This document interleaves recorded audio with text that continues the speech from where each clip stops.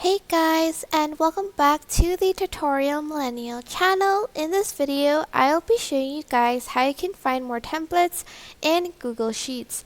So as you can see, there are some templates up here. There's calendar, to-do list, annual budget, monthly budget, and Google Finance invest something. But for instance, you want more you want to see more templates, just go and click template gallery.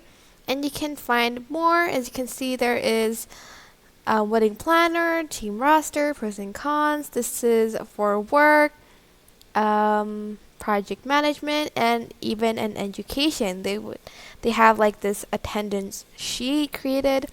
And if you want to use a template, just select the template and then it'll open this up and you can add in class name, teacher, student name, etc., etc., etc.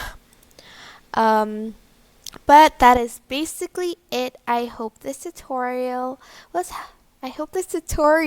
helpful for you guys. Don't forget to like, comment, share, and also subscribe to this channel if you haven't done that.